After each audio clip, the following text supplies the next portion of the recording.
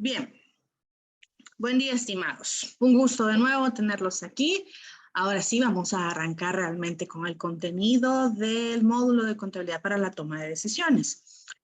Hoy ya vamos a conversar más del marco conceptual que rodea toda la actividad contable.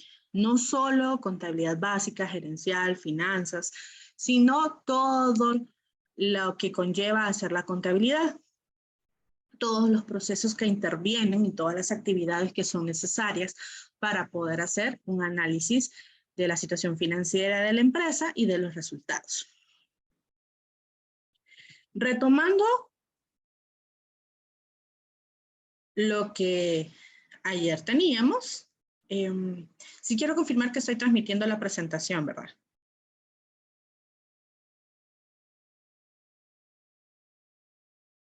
Sí, máster. Gracias, ok. Ya tengo abiertas un montón de pantallas y... permítanme, alguien más está entrando. Sí, está. Y ya en este punto perdí el rastro de qué es lo que están viendo. Regresando. Como mencionamos en la clase de el lunes, perdón, no ayer, el lunes, lo primero que se mencionó fue el concepto de contabilidad. Y los puntos que hay que recordar en este momento es, uno, es una técnica, al ser sistemática tiene un proceso claro de cada uno de los pasos que hay que hacer para llegar al objetivo que nos pide la contabilidad. Y que en esos pasos nosotros, todas las actividades de una empresa, no importa cuál sean, se tienen que registrar en moneda nacional, en este caso al empiras, es decir, en los términos monetarios de la actividad, y todas ellas se clasifican, ordenan y registran. Cuando hablamos de clasificarlo, hablo de 5 elementos: activo, pasivo, patrimonio neto, ingresos y gastos. Cuando hablamos de cómo se ordena la información, se ordena cronológicamente, es decir, por la fecha en que sucedió. Entonces partimos desde lo más antiguo y se va alimentando con los eventos más recientes que haya tenido la empresa, sin importar la actividad económica que se dedique y todas las actividades que impliquen llevar a cabo el negocio. Y para hacer el registro, sin importar el tipo de contabilidad que estemos hablando, pues se registra por medio de partidas contables o registros contables, que es la forma que prefiero llamarlo. ¿Y cuál es la intención de clasificar, ordenar, registrar y asegurarme del término monetario y la documentación que respalde y los controles que existan? Pues lo hago para que en cualquier momento yo pueda saber dos cosas: cómo está la empresa, es decir, la situación financiera, y cómo son los resultados, ¿estoy ganando o perdiendo? Esos son los dos objetivos que pretende la contabilidad, sin importar cuál sea.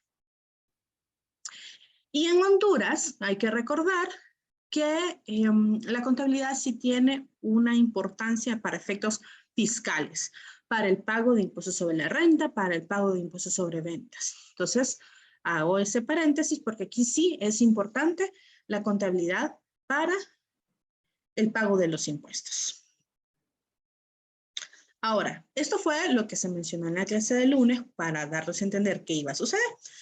Y les comentaba, bueno, lo que van a ver conmigo, ya dejamos atrás los principios de contabilidad generalmente aceptados, que era el estilo norteamericano de cómo llevar la contabilidad. En ese momento, había una serie de pseudo reglas donde le decía, esto debe suceder de esa manera, esto debe suceder de la otra, pero no era riguroso en las cualidades que deban tener cada una de esas actividades para que se consideren activo, pasivo, patrimonio, ingreso o gasto. Ya las normas vienen y dicen, bueno, ponemos las reglas claras para todos. Todos tienen los mismos criterios, todos tienen las mismas reglas, todos tienen las mismas herramientas.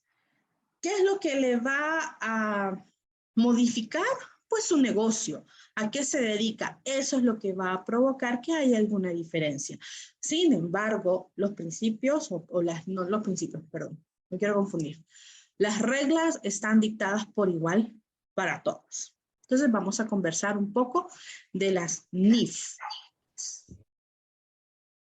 que significa Normas Internacionales de Información Financiera y se abrevia como NIF. Solo como consulta general. En este caso dirijo la pregunta a los que son mis colegas, ya sea de ciencias económicas o de contaduría como tal. ¿Ustedes en algún punto han estudiado las NIF? ¿Alguno de mis colegas? Veo una cabeza haciéndole así, entonces creo que sí. Bueno, entonces en este caso será recordarlo, pero hago esta mención porque voy siendo transparente. En mi caso, con mi formación académica en el colegio, no estaban las NIF, existían, pero no era una regla para Honduras. Durante mi formación académica en la universidad, seguíamos en principios. Y poco antes de salir, dijeron la Juntec, Honduras adopta NIF y todos tenemos que adoptar NIF. Y de repente, ya habiendo pasado 3 años, en 2 años había que aprender absolutamente todo, lo que el resto va a aprender en muchos años.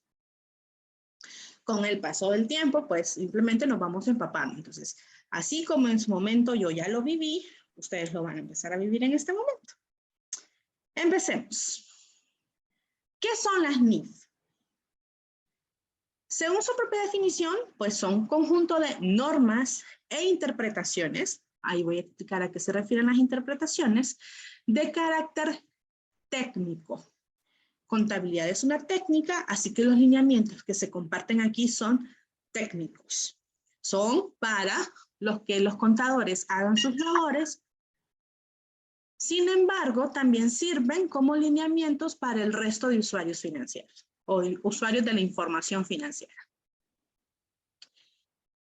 Fueron aprobadas, fueron publicadas por el Consejo de Normas Internacionales de Contabilidad o el IAS. Este consejo originalmente es europeo. Ni siquiera América hizo esta labor. Esta labor viene del otro continente. Pero esas reglas que la intención es que nos apliquen a todos, no importa en qué parte del globo terráqueo esté, han hecho de que todo el resto de países que en su momento no formábamos parte del consejo, ahora empecemos a decir, tomamos en cuenta sus reglas y las hacemos como propias. Y estas normas establecen cada criterio para reconocer la información, presentar la información, evaluarla y revelarla. ¿A qué me refiero?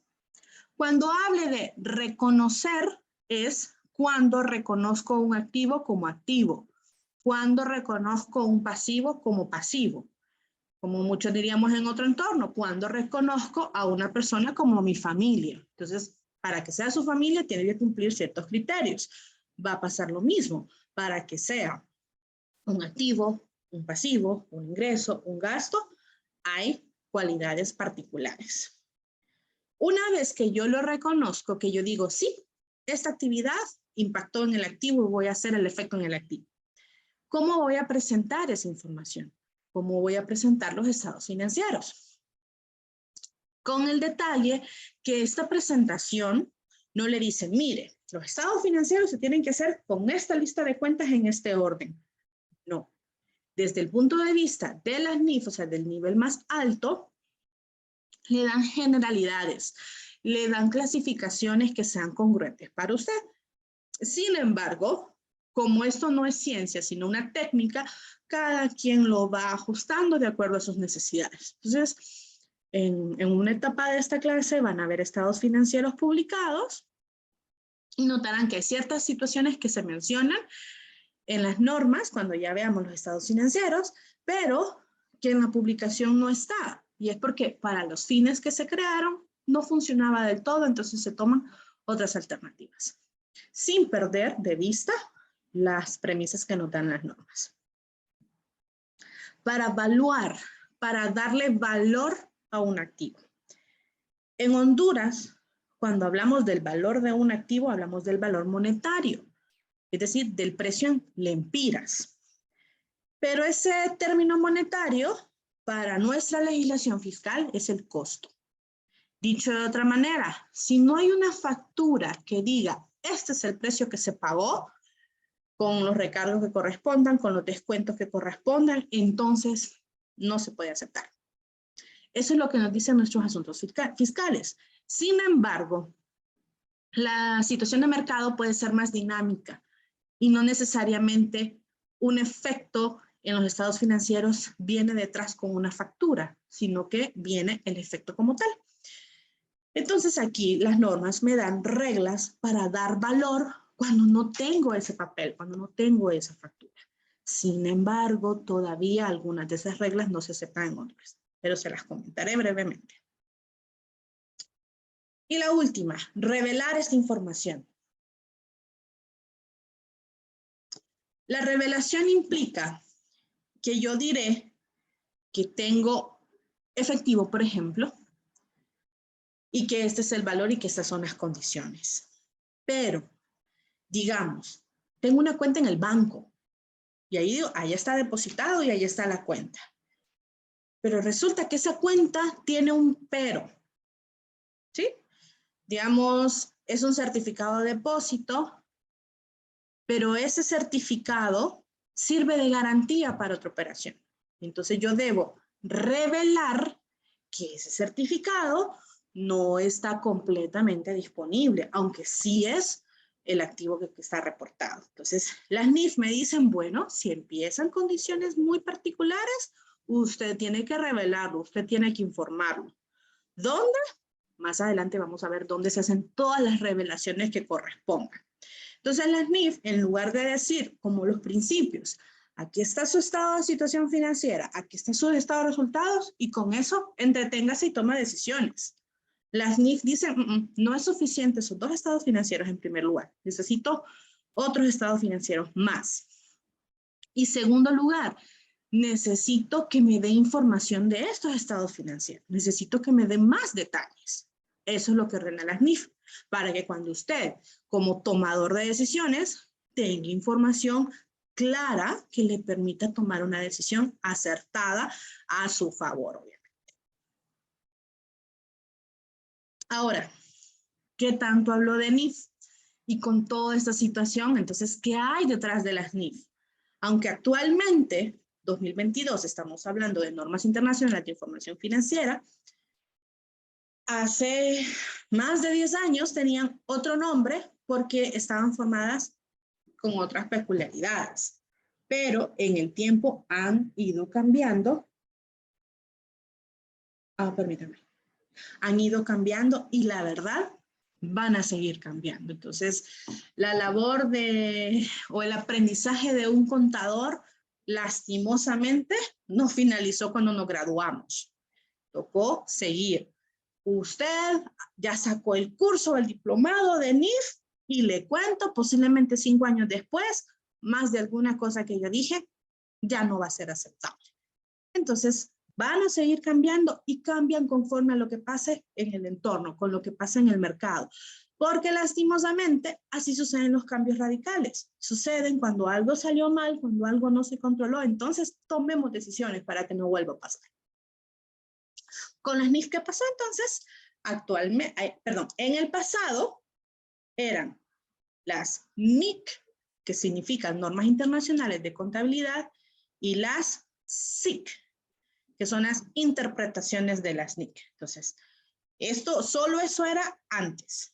Entonces venían las distintas normas y algunas de ellas sí me daban la información, pero habían otras que me dejaban con algo ambiguo. Entonces, ese punto ambiguo que se puede interpretar de manera distinta de acuerdo al negocio, entonces me iba a la SIC a ver cómo se interpreta si yo me paso de un negocio de producción a un negocio de intermediación financiera, que son sumamente distintos.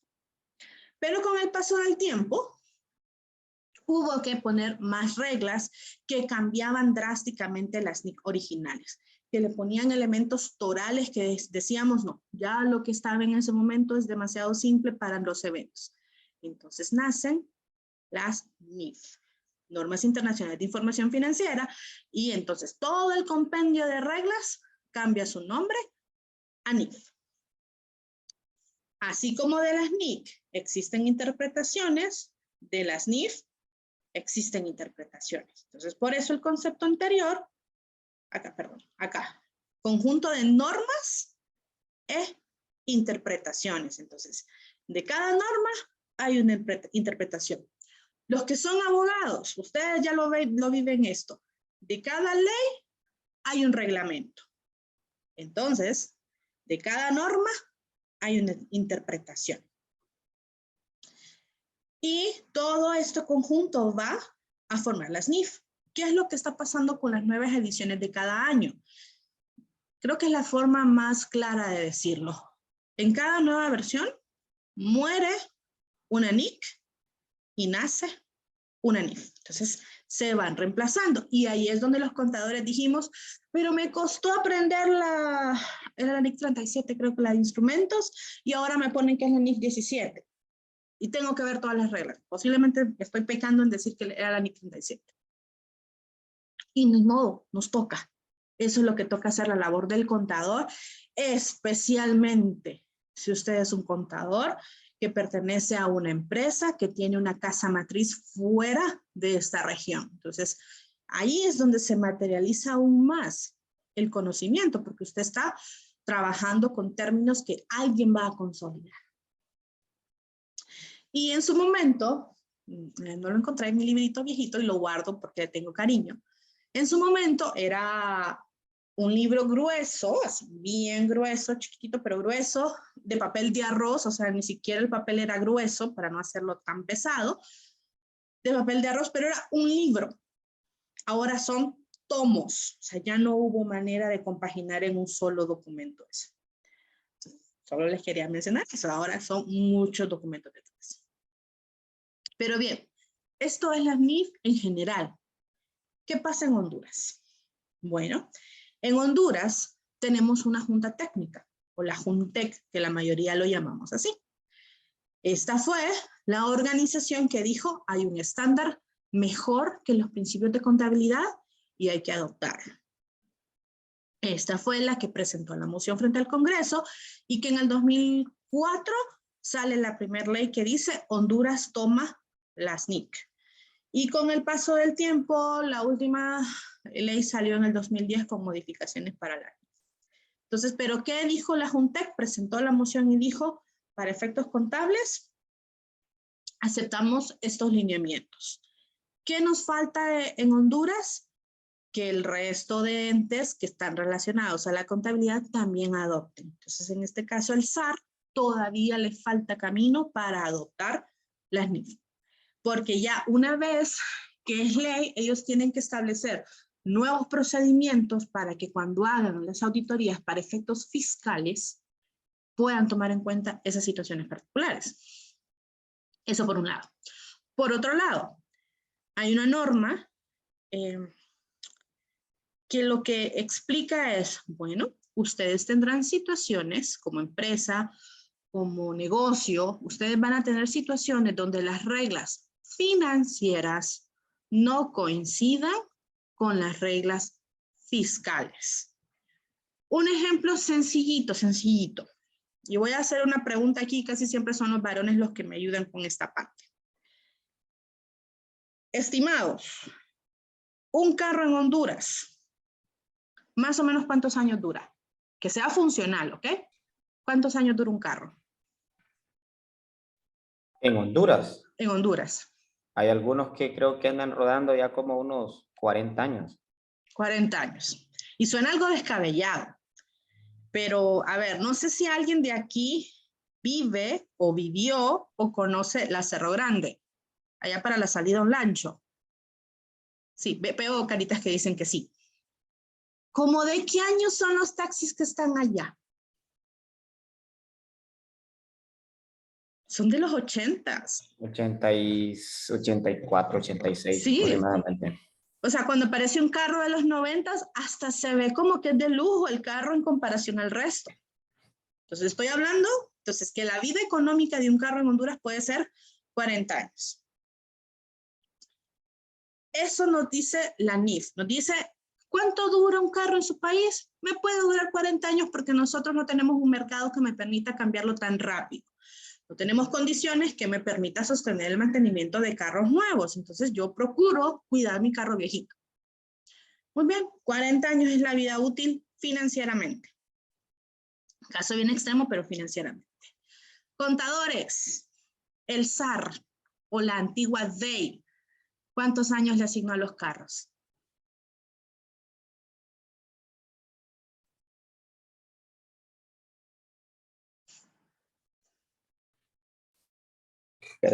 Cinco. 5 años.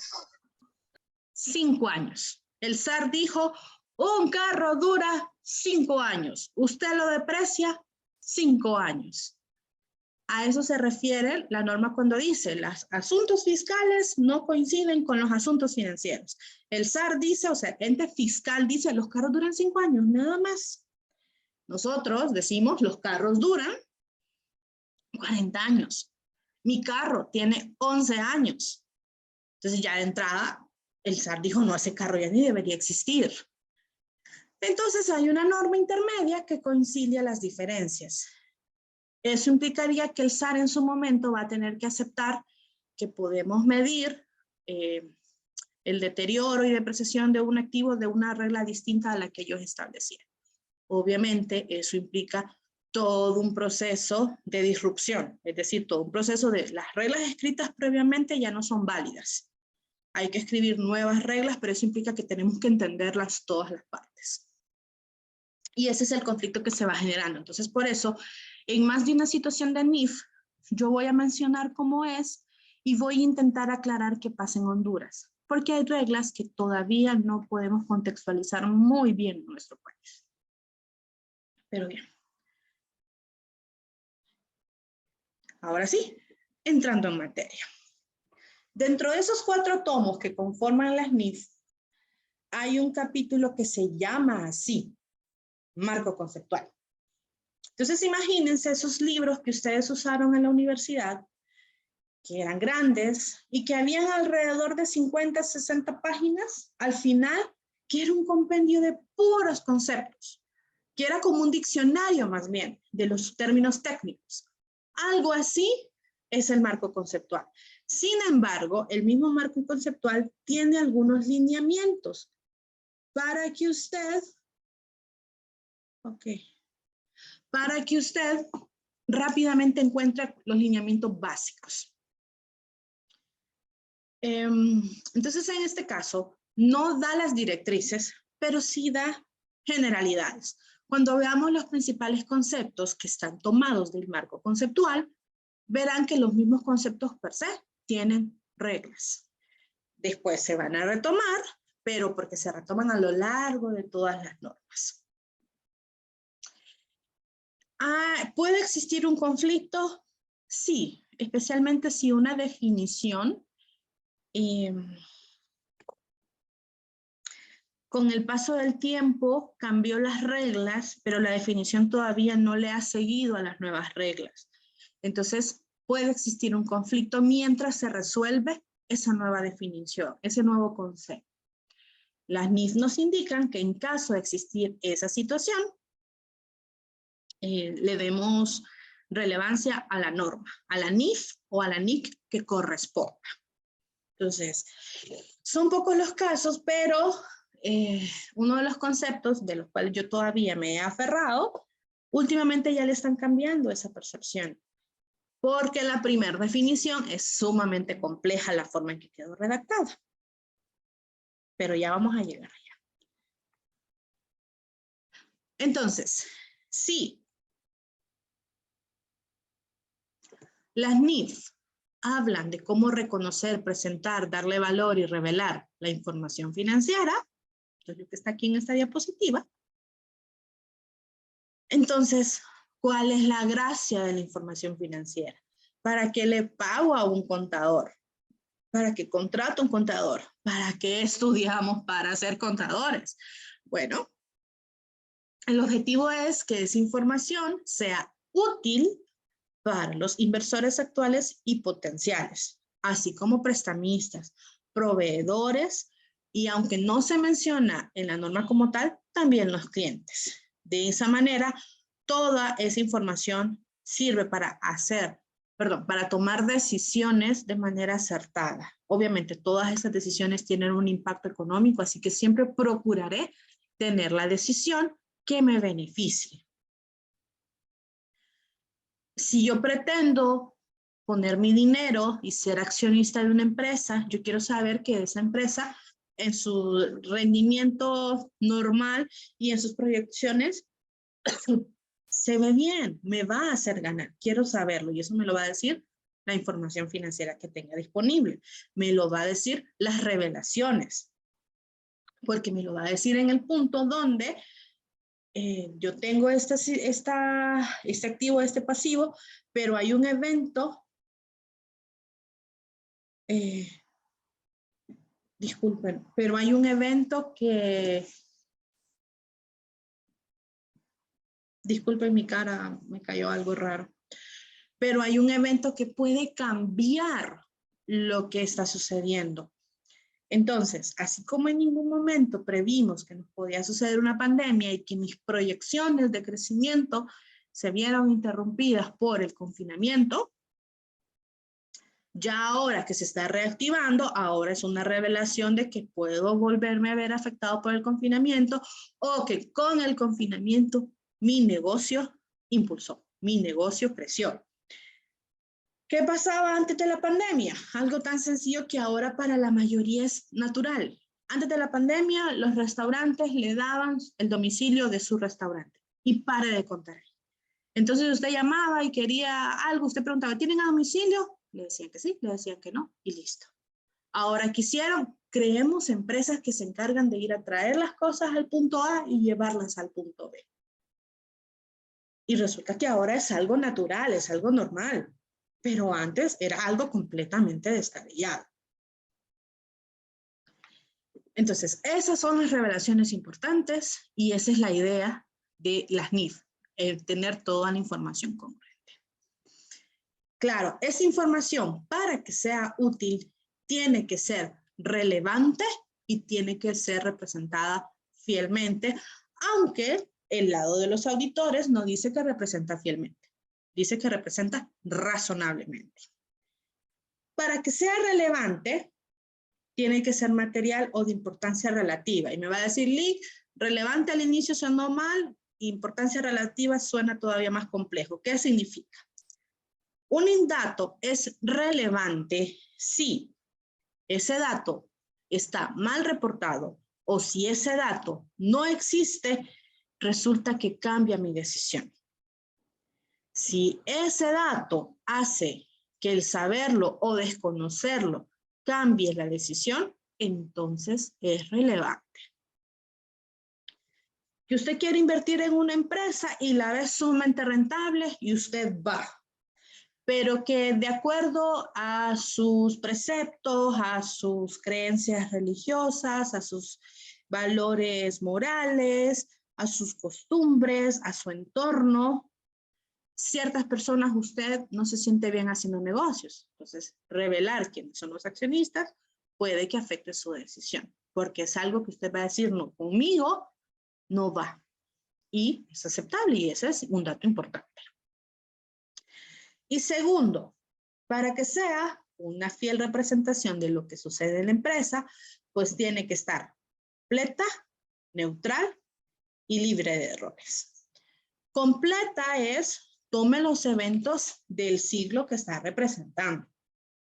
Es como que usted quiera decir, es que yo tengo tantos ingresos en el mes, pero parte de esos ingresos son bonificaciones que dependen de que la empresa le vaya bien. Entonces, si usted empieza a decir, es que yo tengo bonificaciones, pero esas bonificaciones dependen de que otro esté bien. Entonces, no, tiene que estar completo y tiene que ser hasta que suceda. Y ese mismo concepto aplica para que sea neutral. No va a poner o quitar algo para que se vea mejor o se vea peor. Al que le parezca bien, bien, al que le parezca mal, mal, pero ahí tiene que estar. Y libre de errores, claro, estos errores, siempre y cuando sean materiales. Porque empieza a hacer tal trabajo, la depreciación, la hace para 40 años y en el cálculo quedaban unos centavitos ahí, que no cuadraban ni para arriba ni para abajo y se quedaron volando. Y usted dice redondeo para arriba porque es más conservador. Pues ese centavito no va a cambiar todo. Ese centavito posiblemente usted diga, bueno, después de 20 años el centavito se convirtió en 3 lempiras. No va a cambiar, no me refiero a eso, aunque los contadores sí nos preocupamos del centavito, sí nos preocupa la verdad. Pero libre de errores materiales, es decir, que si usted hace depreciación por línea recta, sus registros sean línea recta, que no se haya puesto creativo en el camino y que resulta que hace doble saldo decreciente.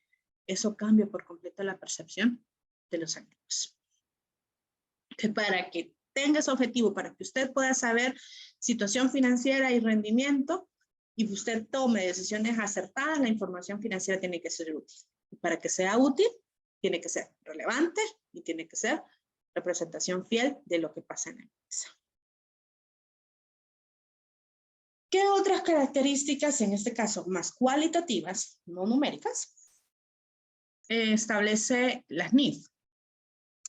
Que la información tiene que ser comparable, oportuna, verificable y comprensible. Para cada uno de esos elementos es donde nosotros empezamos a ajustar la contabilidad. Creo que uso una palabra incorrecta. Adaptar los registros a lo que sea funcional. Algunos aprendimos en un momento de la vida que caja es un tipo de cuenta y bancos es otro tipo de cuenta. Y como tienen fines distintos, tienen que estar separados. En la siguiente etapa aprendimos que el efectivo es cualquier título, cualquier registro que fácilmente se convierte en efectivo. Entonces, en esa premisa, lo que ya es efectivo y lo que para que se convierta en efectivo solo necesito pasar un plástico, ir a un cajero, es básicamente lo mismo. Entonces decimos, no, caja y bancos pueden ir juntas porque mi disponibilidad a bancos es prácticamente equivalente a mi disponibilidad en caja. Entonces, ahí es donde empezamos a adaptar de acuerdo a las necesidades. De esa manera, empezamos a comparar. Y no es que en un momento voy a decir caja por un lado, bancos por otro, y luego caja y bancos. Entonces, ¿qué parte de lo que está ahora junto se separaba? Esto. Entonces, ahí es donde esto es una técnica y se empieza a ajustar a lo que necesitamos. Y cada uno de estos valores procura ser comprensible para el lector. Procura que el nombre de lo que esté apareciendo automáticamente me dé una reacción, me dé un efecto. ¿Okay? Ahora, después de tanto hablar de información financiera, ¿y qué información financiera quiere decir? ¿Vale? Pues quiero hablar de los estados financieros, de esos registros, de esas formas que me dice cómo está una empresa, una institución, un negocio, como mejor le llame. Se tienen que hacer en forma periódica. La periodicidad la define el tamaño y complejidad del negocio. Hay negocios que necesitan estados financieros diarios. Hay negocios que necesitan estados financieros trimestrales. ¿Y qué más? Trimestrales solo para efecto de pagos a cuenta del impuesto sobre la renta. O sea, para ese objetivo. Entonces, esa brecha la define el tamaño y complejidad del negocio. Pero lo que sí, al final de cuentas, anuales. Porque estos van conforme a los ciclos fiscales. Y los ciclos fiscales son un año, salvo que un país haya definido otro. En Honduras, el ciclo fiscal empieza el 1 de enero y termina el 31 de diciembre. Aunque el 1 de enero no se trabaja. Pero ese es el ciclo fiscal. Y estos constituyen una representación estructurada. No es simplemente ahí lo colocamos y ya está. No. Tiene una estructura, va a tener una lógica.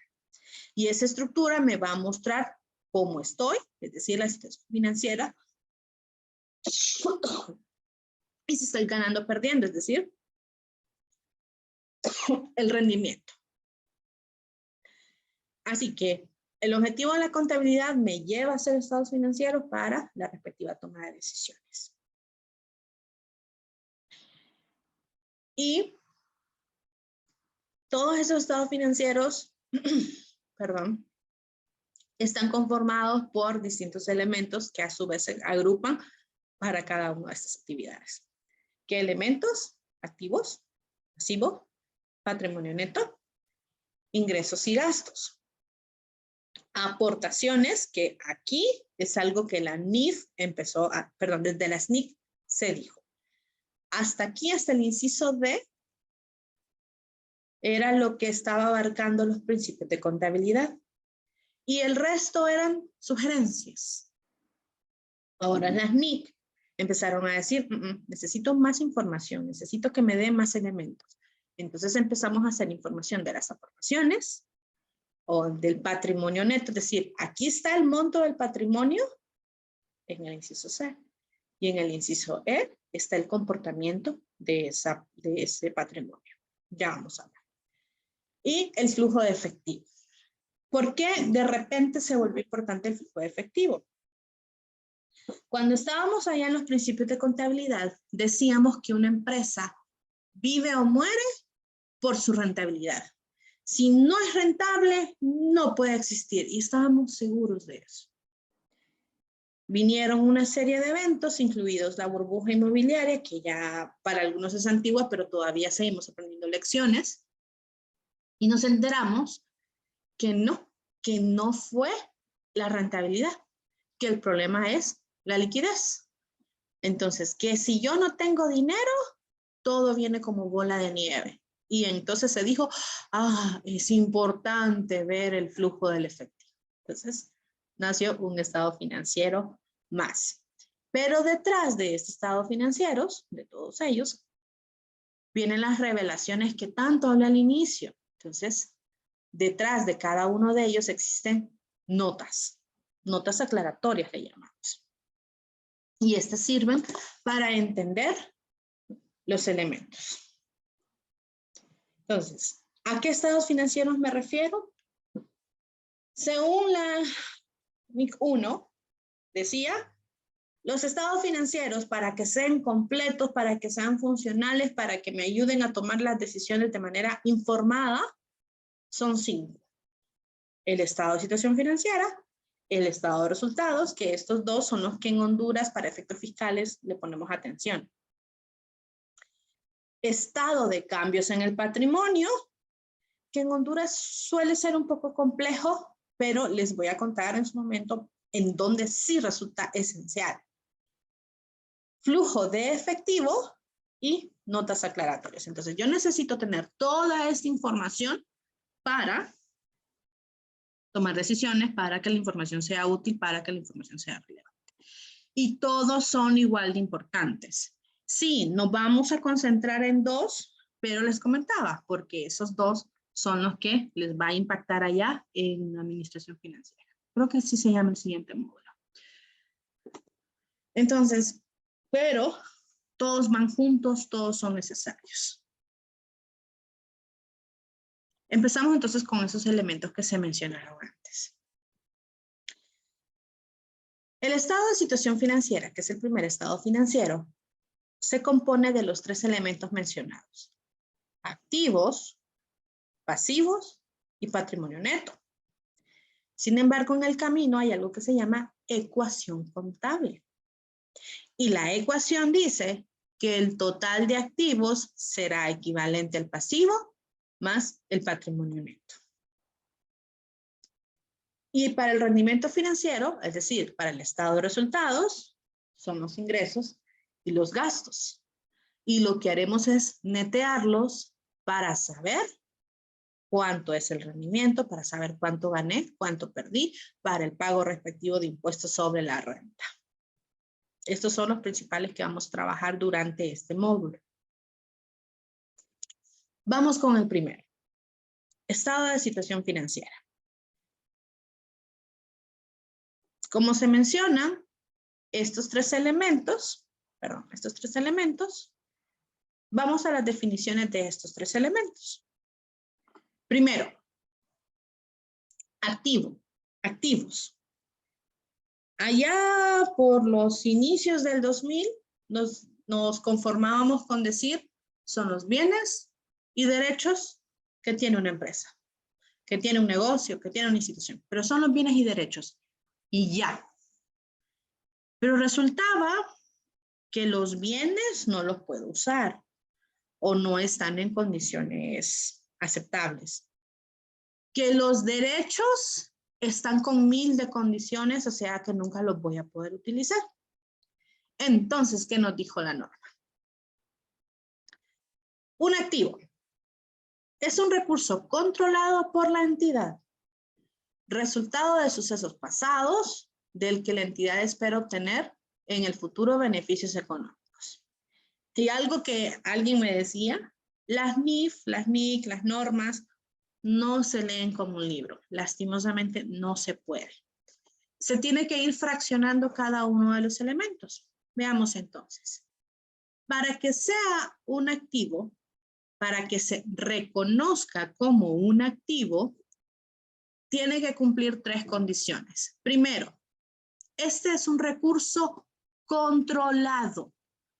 Yo ejerzo el control sobre ese recurso. Yo lo puedo usar si decido, yo puedo desprenderme de él si yo decido, yo puedo modificarlo si yo decido. Si puedo hacer cada una de esas acciones, entonces es controlado. Si resulta que para venderlo necesito pedirle permiso a un tercero, que para modificarlo necesito autorización de la otra persona, que no es mi empresa, claro. Entonces, ya está en duda la primera cualidad. Entonces, yo tengo la plena potestad de hacer lo que yo decida.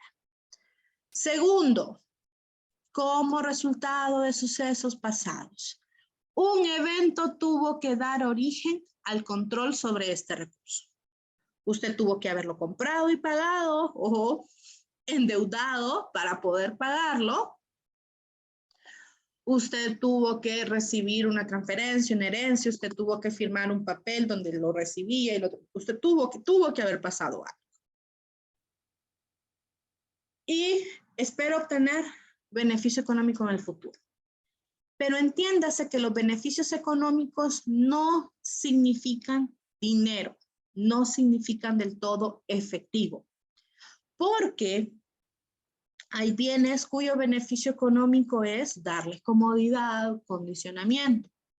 No va a generar dinero. Entonces, el caso que yo siempre cuento con los activos.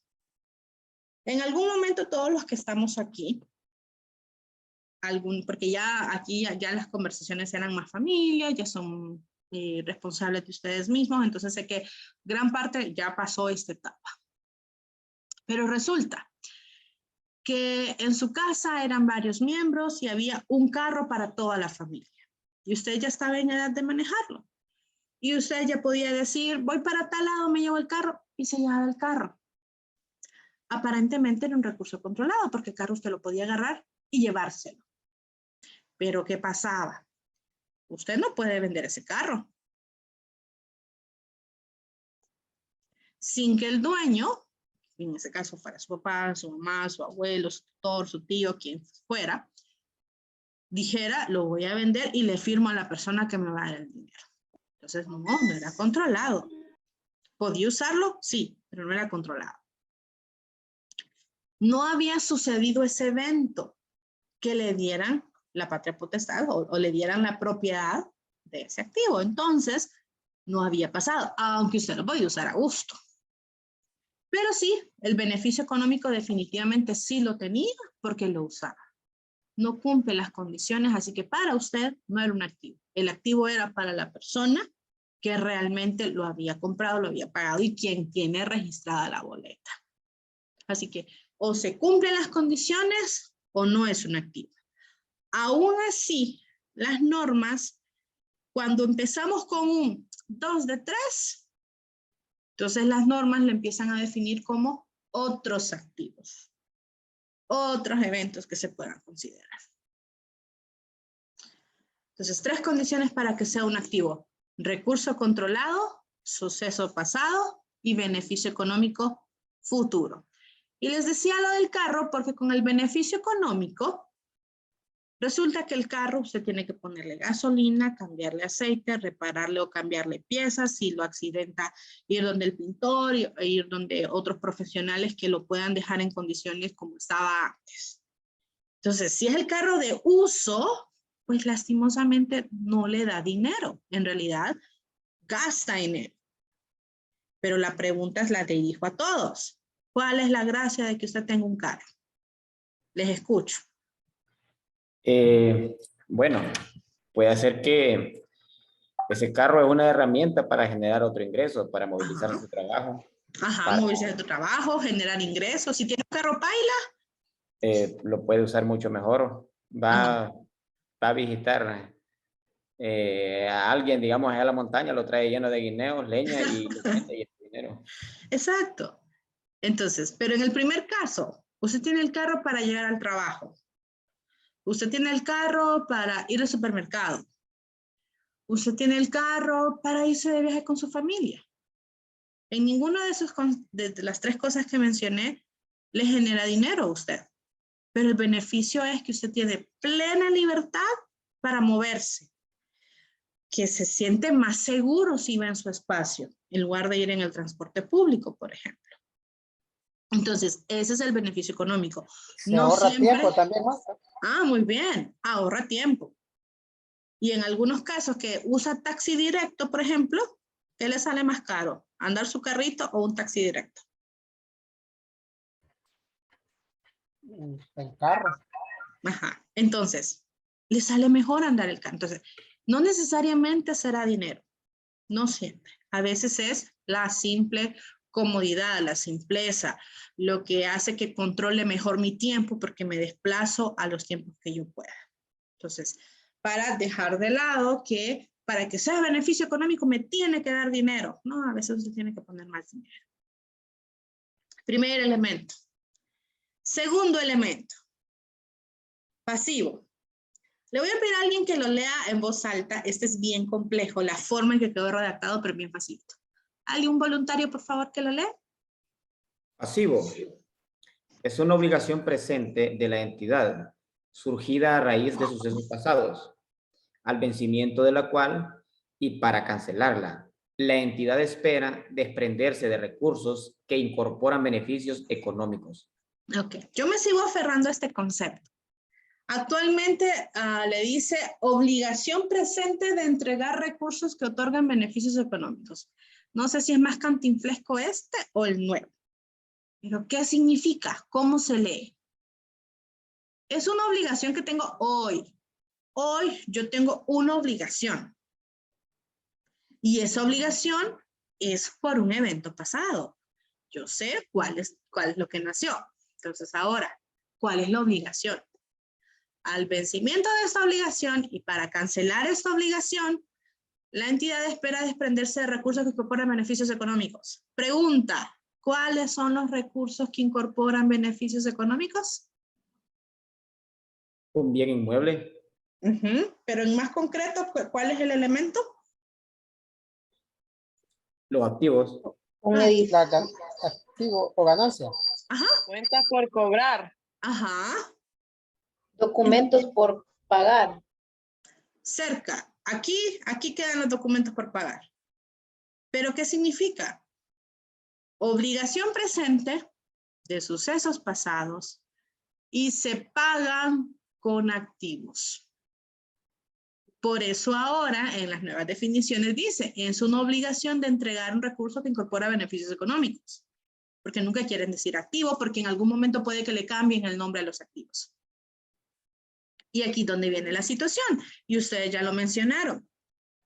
Si sigo aferrada al carro y me puse, que yo dije, no, yo sueño con tener un carro de agencia 0 kilómetros, entonces me voy a endeudar para sacar los 0 kilómetros porque no lo puedo pagar al contado. ¿Con qué voy a pagar ese carro? Ideas. Un préstamo bancario. Ajá, con un préstamo. ¿Y cómo pago ese préstamo?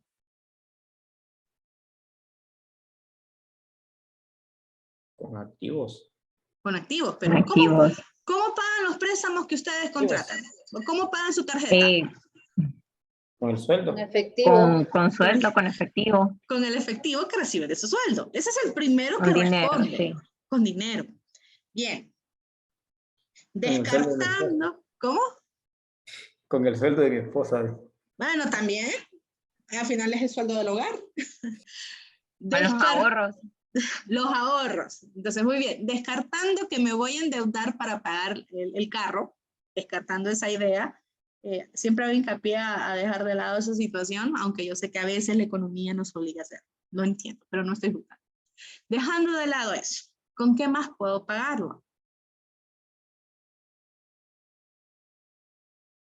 Y ya lo dijeron, porque en lo que estuvieron mencionando ahorita, ya lo dijeron varios. ¿Con qué pago el préstamo del carro? ¿Con qué pago el carro?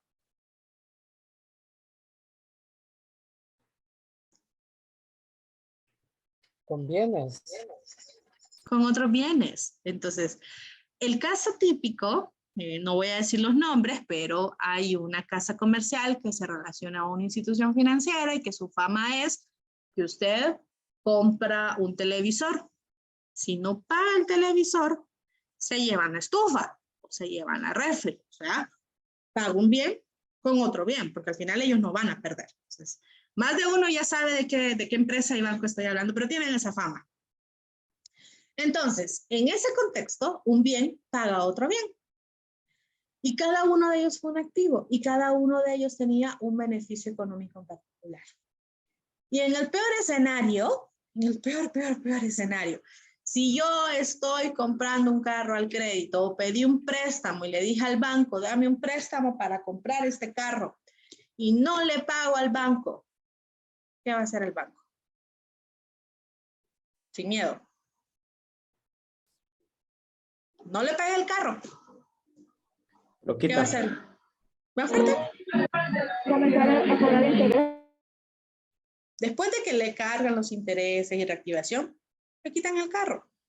O sea, el activo que usted compró, que usted registró y que a la par registró que tiene un pasivo, pues en ese momento también usted tiene, si usted no le cumple, le quitan el activo. No necesariamente significa que le van a quitar la deuda, porque lo que va a hacer el banco es quitarlo, intentar venderlo, no necesariamente al mejor precio, porque los bancos no se dedican a vender inmuebles ni prendas. Lo va a vender y la diferencia, si le sobra, le devuelven. Si no le sobra, pues ahí queda con esa colita.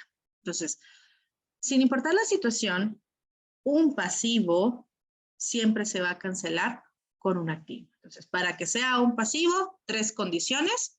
Obligación presente, o sea, hoy la debo, de sucesos pasados y se paga con un activo. Patrimonio neto, otra vocecita voluntaria que lea el concepto. Es la parte residual de los activos de la entidad, una vez deducidos todos sus pasivos. Muy bien. Antes, esto no se llamaba patrimonio neto. Cuando llevamos principios de contabilidad, esto se llamaba capital contable. Y la definíamos como aportaciones de los socios. Y después se llamaba aportaciones, resultados y reservas. Y ya. Pero vino la norma y dijo que no necesariamente lo que ahora llamamos patrimonio solo va a ser las aportaciones, las reservas y los resultados. Desde el momento que hay un cambio en la metodología, implicó un efecto y ese efecto se ve en el patrimonio. Por situaciones del entorno, en una urgencia, el activo que usted tiene no necesariamente lo va a vender al precio que usted lo tiene registrado. Por ser una urgencia, se sabe de que lo va a vender a menor precio porque necesita desprenderse de él rápidamente, atender una urgencia. Y los pasivos no necesariamente alguien le va a dar un descuento. Entonces, vino la norma y dijo, ante un evento adverso, los activos se ven afectados de valor. Entonces, cambiaron la definición a la diferencia de ellos es el patrimonio. Es decir, Una vez que usted recoja sus activos y al tener todos esos activos, pague los pasivos, lo que le quede es suyo. Lo que le quede es el patrimonio. Dicho de otra manera, el patrimonio neto será la resta de activo menos pasivo. Su Y tesoro. para- ¿Cómo? El tesoro que tiene, o que ha Exacto. ahorrado, ¿verdad? Exactamente. Entonces, en algunas definiciones, por eso ya no se dice activos, bienes y derechos. Y no se dice porque al final lo que realmente tiene usted como propietario de una empresa es lo que hay en el patrimonio. Y si un evento adverso hace que sus activos pierdan valor, entonces el patrimonio neto es el que se va a ver afectado. Sus aportaciones, el valor que usted tiene. En otros entornos, nos gusta decir que el patrimonio neto es el precio de la empresa. ¿Por qué? Cuando usted quiere vender la empresa, o sea, yo sé que más de una vez han visto, se vende pulpería, se vende la tienda, o sea, se vende todo. Usted no solo está comprando el espacio físico, la comida, la ropa, las prendas, los electrodomésticos, es decir, el inventario, y ya, no, usted está comprando el edificio, el inventario, pero el inventario, si esa persona lo compró al crédito, tiene la deuda con el proveedor, entonces está comprando también la deuda con el proveedor. Si el edificio está con un préstamo, entonces usted está comprando el edificio y el préstamo. De esa manera usted va a decir, bueno, esto que me estás vendiendo vale 1.000.000 de lempiras, pero a la par tenés unas deudas por 200.000. Entonces, te pago 200.000 y ese es un valor justo. O sea, es un valor equivalente. Dependiendo de la situación, ustedes empiezan a negociar. Entonces, en otros entornos, al patrimonio le llamamos que es el precio de la empresa. Y los precios que se pueden transar pueden ser más altos o más bajos. Esas diferencias se llaman crédito mercantil. O en estos tiempos, plusvalía comprada. Cuando ya hablemos de las cuentas, vamos a ver, pero aunque ese sea el precio, no necesariamente se va a negociar por el precio equivalente del patrón. Bien, los otros dos conceptos no les pido que se los lean, yo se los resumo.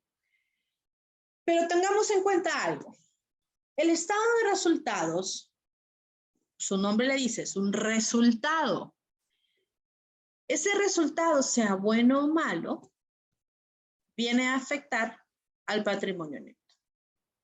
Entonces, las utilidades del periodo, utilidades acumuladas, se vienen a reportar aquí, en el patrimonio neto. Teniendo en mente esa transferencia del registro contable,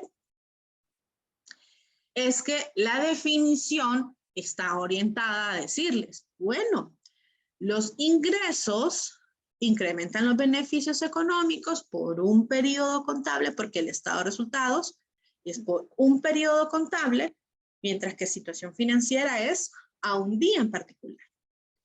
Porque aquí decimos, en esta actividad, en este tiempo, en este ciclo, en este año, ¿ganamos o perdimos? Entonces, por eso, los ingresos son incrementos de los beneficios económicos a lo largo de un periodo contable, pero que dan resultado. Por favor, no me pongan a travesear, si no me toca quitarle todos los derechos. Sino que tienen efecto en el patrimonio, pero que no están relacionados a las aportaciones.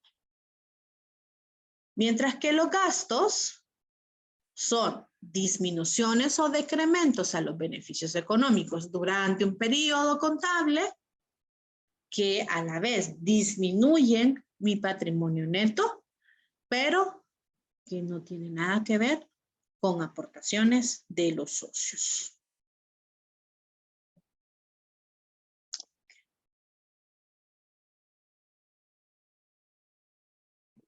Y Máster, una pregunta. le escucho.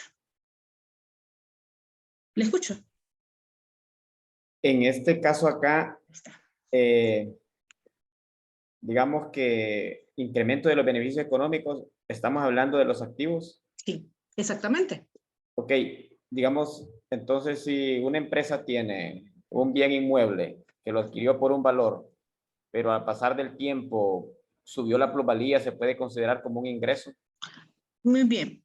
En el caso de la NIF le da un tratamiento particular a ese evento, porque sí, un bien inmueble, especialmente los terrenos, sufren plusvalía. Sin embargo, las normas le piden que para que se reconozca como ingreso o como gasto como tal, tiene que realizarlo. Dicho de otra manera. Usted compró su casa, voy a poner ejemplo, el Canal Seco, los que tenían los terrenos del Canal Seco. Los compraron sumamente baratos en el año, década, siglo que lo hayan comprado. Vino el momento del Canal Seco y subió valor porque se sabía que venía ese proyecto. Entonces lo vendieron. Ahí hubo un ingreso. Hubo otros que dijeron, me espero a que siga subiendo para que yo lo venda. Entonces, ¿qué pasó intermedio cuando se va reconociendo que va cambiando de valor? Entonces, dentro del patrimonio neto, como efecto del estado de resultados, hay algo que se llama otro resultado integral. Los otros resultados integrales son los que toman en cuenta esos eventos. Pero eso sí, paréntesis, nuestras leyes fiscales no lo reconocen. Las leyes financieras sí. Pero eso sí, si usted dice, ok, este edificio o este terreno que tengo en esta zona, lo voy a revaluar o revalorizar. Entonces usted se somete tanto a la parte buena como a la parte mala. Usted se somete a revalorizarlo en cada incremento, en cada mejora, pero que resulta que no. Que el Canal Seco iba por esta vía, pero por algo que pasó, porque el resto de personas no vendieron el terreno, hubo que cambiar la dirección. Ya su terreno, ese valor que originalmente había ganado ya no existe. Entonces, así como se compromete a, mediante otro resultado integral, registrar los incrementos de las plusvalías, tiene que registrar las disminuciones de deterioro. Entonces, nuestras leyes fiscales todavía no lo aceptan, pero para efectos financieros sí lo hacemos, especialmente cuando se llegan a esos activos que son para inversión, que son esos activos que yo pretendo tener,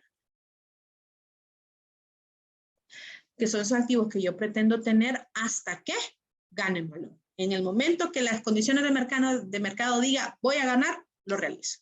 Entonces, para que esté aquí en el estado de resultados, tiene que venderlo a ese buen precio.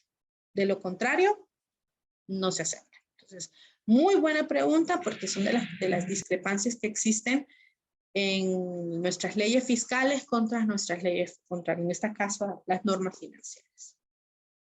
Y claro, en el caso de los ingresos, si por algún motivo baja el valor de un activo o incrementa el valor de un activo, funciona bien.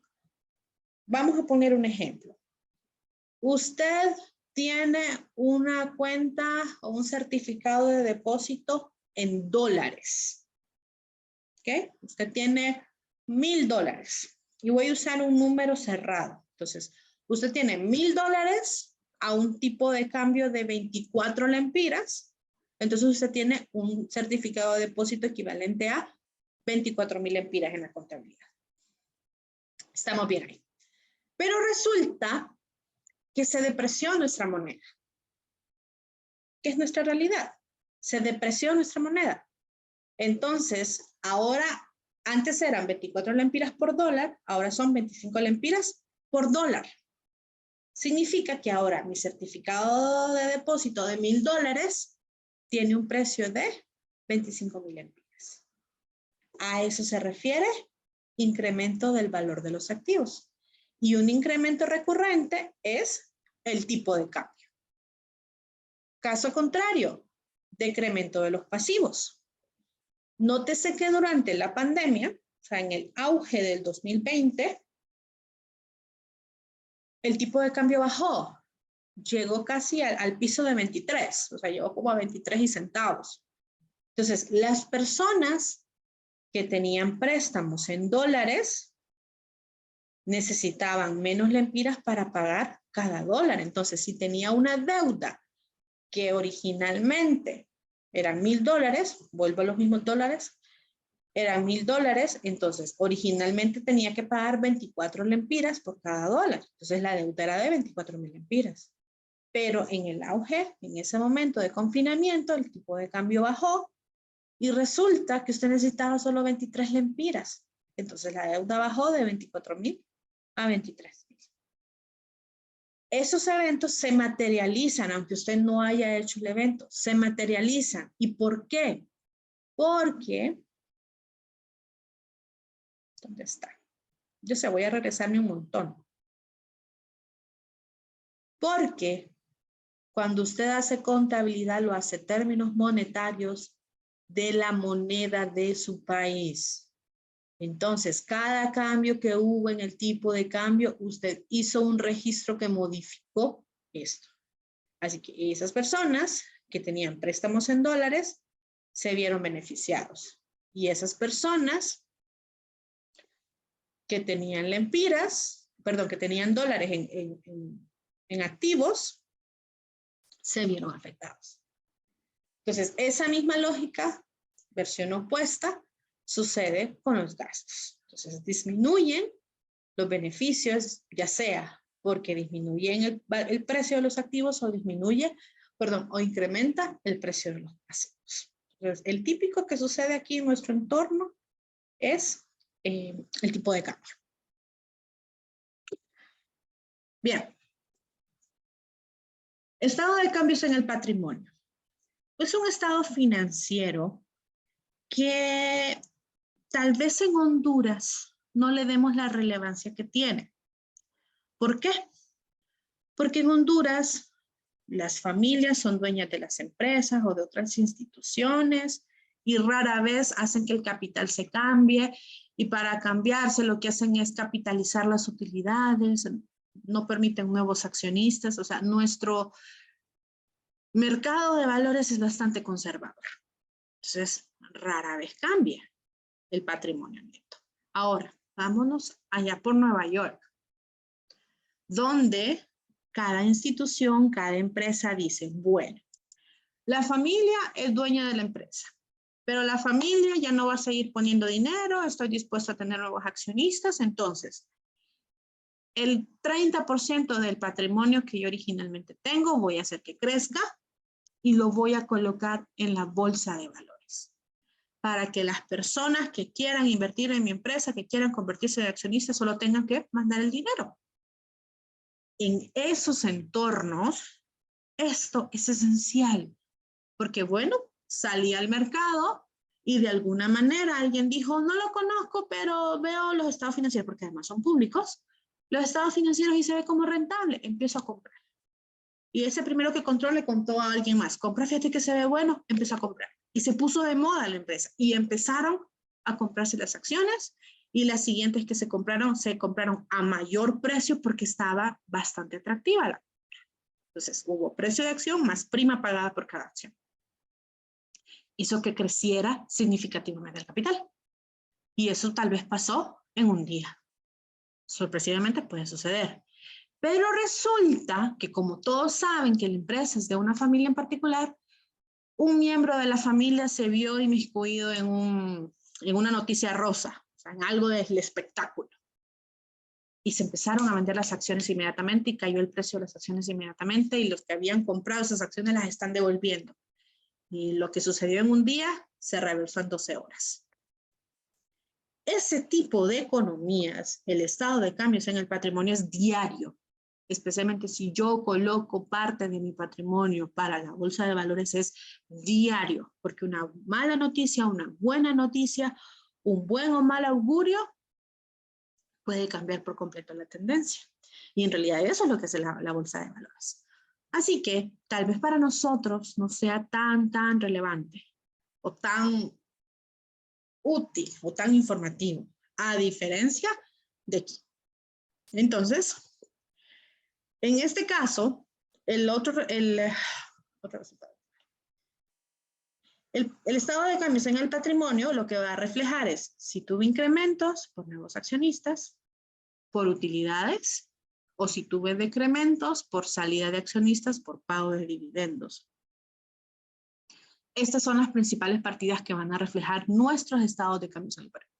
Los hondureños. Los estadounidenses, en este caso de las empresas que se someten a mercado de bolsa de valores, o el mercado secundario, que ese es el nombre que también se le da, en estas empresas, el estado de cambio de patrimonio va a decir también las primas que se pagaron o que recibimos por vender nuestras acciones de manera atractiva. Y las pérdidas que sucedieron porque algún evento sucedió y pues las acciones no se vendieron a buen precio, sino que se cayó el precio.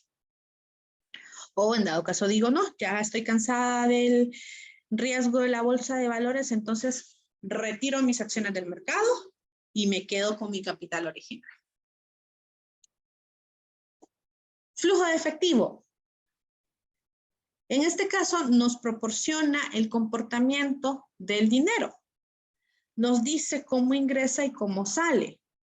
No es el registro de caja y bancos, no. Aquí me dice, bueno, yo tengo ingresos por actividades operativas y tengo ingresos por actividades operativas. Tengo ingresos y egresos por actividades de inversión. Y si en toda la situación yo veo que no tengo un buen colchón que me permita trabajar, entonces posible necesito actividades de financiamiento para llegar a un resultado que me dice, bueno, yo tengo suficiente dinero o me sobra dinero o este dinero que me sobra es el que se va a utilizar en los próximos 2 meses y pare de contar. Esto me dice el flujo de efectivo. En algún momento de la vida, un colega, siempre me quedé con la idea de que lo que buscaba era aparentar que manejaba una empresa con mucho dinero. Eso fue mi percepción. Pero mala suerte de él, yo sigo usándolo como ejemplo. Y en su momento él me dijo, yo ya le presenté a los accionistas que si no me consiguen $3 millones en 2 meses, nos vamos a la quiebra. Ok. ¿Y la empresa como cuánto mueve? Como $150,000 al mes. ¿Cómo va a pedirle 3 millones a una empresa de 150,000? No tiene, o sea, los que son contadores saben que eso en primer lugar no tiene sentido. Pero yo me quedé con eso. Entonces, vamos a hacer, digamos que es cierto. Digamos que la labor que está haciendo mi empresa es social. Y sé que vino un evento adverso y que lo voy a cubrir porque esa es mi labor, digamos. Pero casualmente, ese evento adverso sucede todos los octubres, como cuando viene nuestra temporada ciclónica. Ya se sabe que en esa fecha necesario. Entonces, ¿qué clase de financista le va a decir que en 2 meses tiene que conseguir el 2000% de esos ingresos? No, mejor cierra la empresa, entrega la llave y listo. Entonces, aquí, si un financista tiene ese tipo de conclusiones, ¿es mal financista o está pantallando? Eso simplemente no es profesional. Entonces yo le digo, lastimosamente, posiblemente esa persona hizo el comentario por apantallar, pero me quedó la lección a mí de que no, eso no es un profesional. Porque si su trabajo es darle seguimiento al flujo de efectivo, usted necesita proyectarlo mínimo 6 meses, especialmente si usted conoce ciclos en su empresa. Proyéctelo y dígalo, mire, así como estamos viendo los augurios del mercado, tenemos que empezar a controlar los gastos porque no nos va a quedar para el pago de salarios. Tenemos que empezar a controlar que tengo muchas tiendas, si es comercial, tengo muchas tiendas, pero la verdad solo 5 de ellas generan. El resto solo está la persona ahí sentada viendo pasar gente. Eso son lo que tiene que decidir. Entonces, si conoces a un financista que dice cosas tan descabelladas, despídalo. Así. Si es suyo, despídalo. Si no es suyo, recomiende que lo despidan porque no. No es ético, no es profesional, pero la verdad hay gente así. ¿Ok? Entonces, bueno, hasta la fecha les digo, eso me lo dijo hace muchos años y no lo olvido. Tal vez soy rencorosa, no lo supero, pero sí me preocupa que hay gente así. Entonces el flujo efectivo me va a decir esto. Digamos, yo tengo el proyecto de que mi empresa crezca, entonces quiero poner 4 tiendas en Tegucigalpa y San Pedro Sula, en los moles más exclusivos. ¿Okay? Está bien, pero en este caso se sabe que si usted se va a los centros comerciales más exclusivos, donde están las marcas más caras, usted va a pagar un alquiler más caro. Usted va a tener que hacer instalaciones acorde a lo que está en el entorno. No va a venir a poner simplemente un montón de gancho, quitar las cosas y como que, no. Usted va a necesitar un asesor para que la tienda no se sienta fuera de lugar. Entonces, de entrada usted va a decir, bueno, los jefes quieren hacer eso, deben información, ¿cuánto nos va a costar eso? Muy bien, veamos. Así como usted lo plantea, señores, ustedes se tienen que endeudar. O ajustamos la realidad o se endeuda. Ah, muy bien. ¿Con cuánto hay que endeudarnos? Bueno, del proyecto vale tanto, con un 50% que lo coloque usted y un 50% lo coloque financiado, y nos va a quedar efectivo para cubrir la normalidad y cualquier contingencia. Eso nos dice el flujo de efectivo. Y ese es el trabajo de los financistas. Solo para hacerles ruido, ¿ok? Esa es la parte que a mí me apasiona a mí. Decirles, hello, va a pasar algo. Esa es parte de mi trabajo. Muy bien. Y quinto estado financiero, entre comillas, las notas aclaratorias. Las notas aclaratorias nos dicen información adicional, nos dicen información complementaria. Entonces, en el estado financiero decimos que tenemos certificados de depósito por 20 millones de lempiras, un número alto. Entonces, allá en las notas aclaratorias digo en qué bancos están los certificados de depósito, a qué plazo están los certificados, cuáles son las tasas de interés que me dan.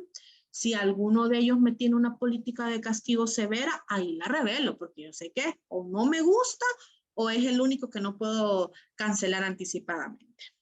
Eso me lo dice la nota aclaratoria. En otro lado digo, tengo clientes por 100 millones. Muy bien. Y viene la primera pregunta. Si yo tengo clientes por 100 millones, voy a asumir que son unas 50,000 personas. ¿Ustedes creen que las 50,000 personas me van a pagar lo que me deben? ¿Les escucho? ¿Sí o no? No. No, siempre hay un no. Siempre hay alguien que no va a poder pagar por situación adversa. Siempre deja un margen o un porcentaje de personas que no van a poder realizar los pagos. Y eso Exacto. queda como deuda perdida. Ajá, muy bien. Entonces, no todos me van a pagar. Entonces, allá digo clientes que tengo 100 millones, creo que dije. Por aquí Francisco dijo, usted ya empieza a apartar una parte.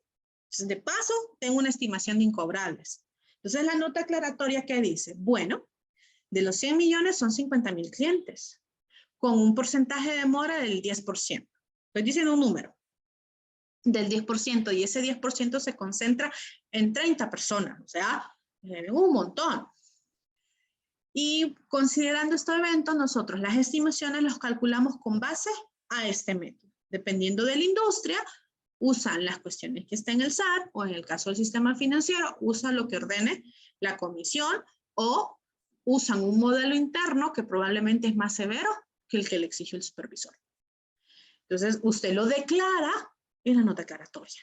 Ahí es donde revela. Entonces, ya la persona que quiere invertir y quiere ver cómo está la mora y empieza a compararlo con equivalentes de la industria, puede decir, no, 10% eso no es nada. O no, 10%, eso es descabellado, eso es demasiado. Eso es decisión y es comparación de la industria. Y eso solo se obtiene con información.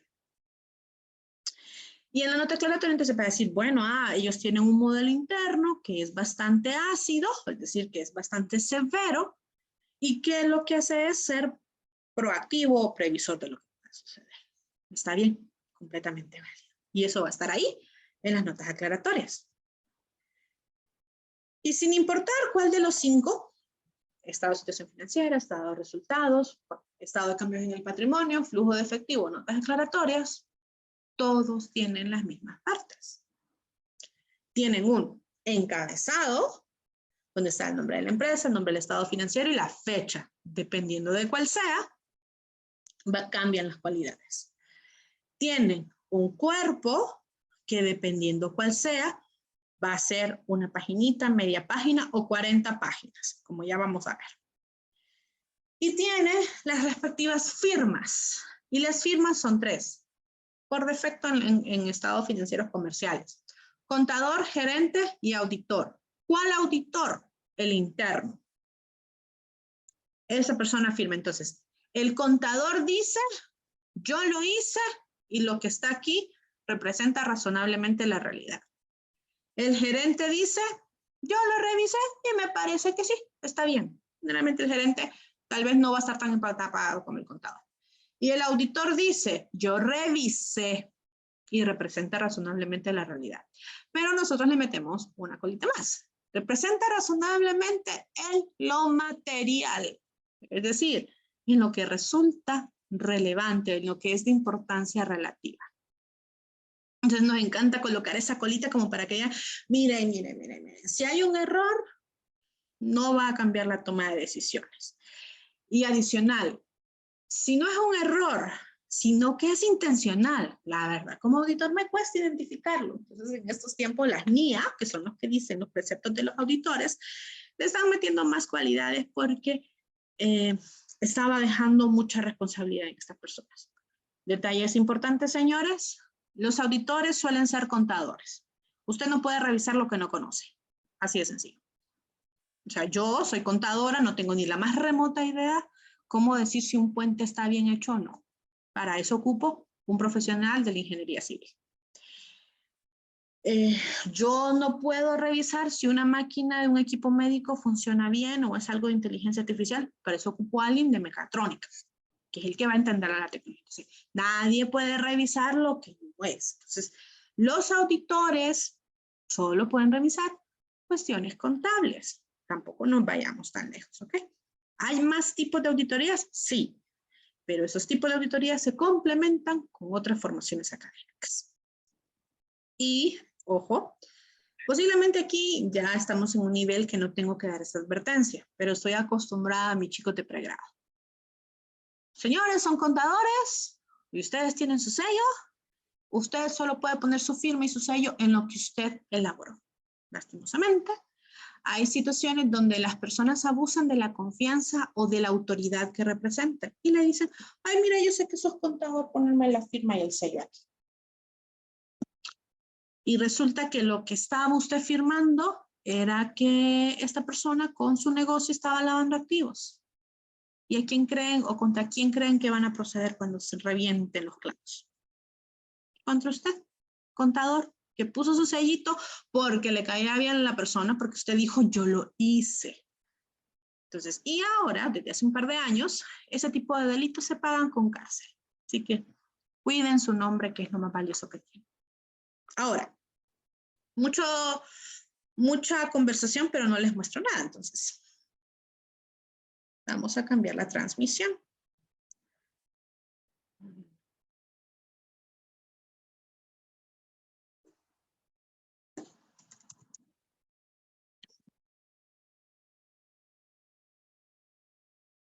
Se supone que estoy transmitiendo mi pantalla. En este caso estoy transmitiendo internet. ¿Me confirman? Sí, maestra, estamos viendo en Gracias. internet. Sí. Solo coloqué 2 palabras. CNBS, que es la abreviatura de Comisión Nacional de Bancos y Seguros, y la palabra auditados, para abreviar estados financieros auditados. Esto es algo que está en el público y mato 2 pájaros de un solo tiro. 1, informo que está a disposición. 2, muestro estados financieros reales auditados. Lo que van a ver es aplicación del contenido enfocado a la intermediación financiera. Entonces, por esa razón, de lo que vamos a aprender la próxima semana, no está aplicado plenamente. Pero bien, en este caso, sistema financiero, estado, no. Permítanme que no es aquí. Aquí está el botón. Estados financieros auditados. Los otros botones que están aquí es información mensual. Entonces, de acuerdo al tipo de institución que es supervisada por la comisión, ustedes pueden ver los estados financieros de los bancos privados, como Atlántida, Ficosa, Banpaís, Azteca, de los bancos estatales, como un Banpro y Banadesa, de los grupos financieros, como Grupo Financiero Ficosa, Grupo Financiero Atlántida, de las sociedades financieras, que por ejemplo es Cofinter, Cofisa. Creo que Cofinter tiene bastante que ver con el sector de los militares. Los seguros y los fondos de garantía recíproca, que son relativamente nuevos. A mí me encanta mostrar los bancos. Luego, por año, tienen cada banco. La mayoría de ustedes, yo sé que no sabe que existe este banco, Banco de Honduras. No, no es un banco del Estado. No, no es un banco que ni usted ni yo podemos ir. Ese es un banco que atiende a empresas, es un banco de empresas. ¿Okay? Entonces aquí están esas casas comerciales famosas, un Ministerio, un Curazao. Ellos piden préstamos aquí, porque ellos, este es su nicho de mercado. Estos son los corporativos. Entonces ni ustedes ni nosotros vamos a ir. Pero la mayoría de nombres yo sé que los conocen. ¿Qué banco abrimos?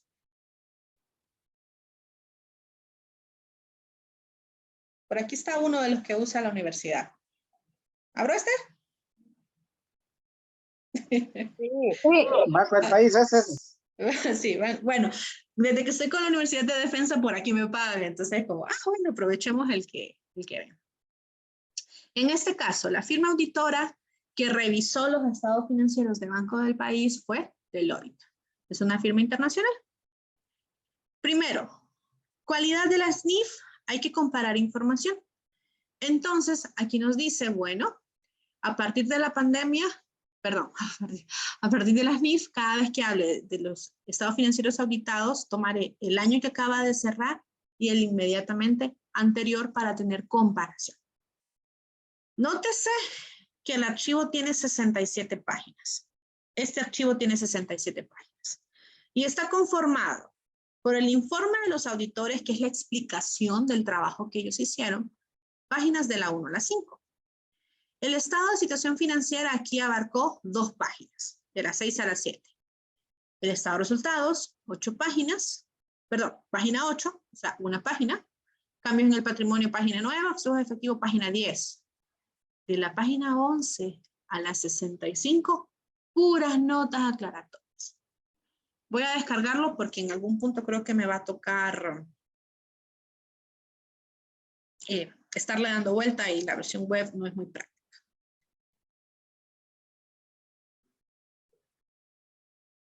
Bien, esto es lo que acabo de descargar. Eso está a disposición completamente público para que vayan curioseando en dado caso. Parte de la educación financiera es que vayan viendo estos informes. Ahorita ya lo descargué. Entonces aquí estaba el índice que estábamos viendo. Entonces, más o menos 1, 2, 3, 4, 5 páginas de estados financieros y 54 páginas de notas. Veamos entonces. Primero está el informe. Entonces le dice que auditaron el estado financiero, que tienen estas fechas y ¿cuál es la opinión? Representan razonablemente. Es la primera palabra que les decía. No decimos representan todo. Dicen que todo está bien. No, razonablemente, porque solo se revisa lo materialmente importante. Y esta es la nueva colita. Razonablemente en los aspectos importantes. Lo que no consideramos importantes no puedo opinar. Aquí es lo que nos está diciendo. Obviamente esto se hace para protegerse ellos en el entorno de, bueno, no se ve todo, se ve una muestra. En el caso particular de Banco del País, y cada vez que ustedes se encuentren con la palabra separada, es porque Banco del País es un grupo financiero. Entonces aquí se está evaluando al banco. Después hay un informe que agarra todas las empresas del grupo y las evalúa en conjunto para, en dado caso, el riesgo de contagio, que si la aseguradora tiene un problema, ¿a quién le pega? Para el 2021-2020, el desempeño financiero. Y luego, disposiciones que emite en este caso el supervisor. Luego explica cómo hizo, puntos claves, situaciones distintas de la NIF con lo que requiere el supervisor. Eso es todo lo que se explica en el informe. Y de ahí entonces empezamos. Estado financiero. Nombre de la institución, nombre del estado financiero y la fecha. Esto es el encabezado. En este caso, Banco del País pertenece a una corporación cuyo origen es guatemalteco, pero ahora está vendiendo en Panamá. Esa última colita puede que me esté equivocando y esté en Estados Unidos, pero creo que está en Panamá. Casi todos nuestros bancos están en Panamá. Entonces veamos. Aquí empieza el estado de situación financiera, habla del activo, el pasivo y el patrimonio neto. Y bien, internamente, o mejor dicho, desde el punto de vista supervisor, las cuentas tienen nombre, tienen métodos de valoración, tienen más explicaciones, pero esto está redactado para que lo lean todos. Por ende, si usted le dice inversiones, usted entiende que son los fondos invertidos. Si aquí le dicen préstamos, usted entiende que son los préstamos que el banco otorgó, que son distintos de las cuentas por cobrar. Entonces, eso es lo que procura. Por eso, aunque en lo que vamos a ver la próxima semana no llamamos inversiones financieras, o sí la llamamos inversiones, no llamamos préstamos, sino que llamamos clientes, llamamos funcionarios y empleados, le damos nombres concretos, pero también es aceptable esta versión. Y que entiende que el préstamo está vigente, está atrasado, está vencido y este es el monto de cada uno de ellos. Para tener un total de activos en este ejemplo de 74,000 millones. Una cantidad nada despreciable.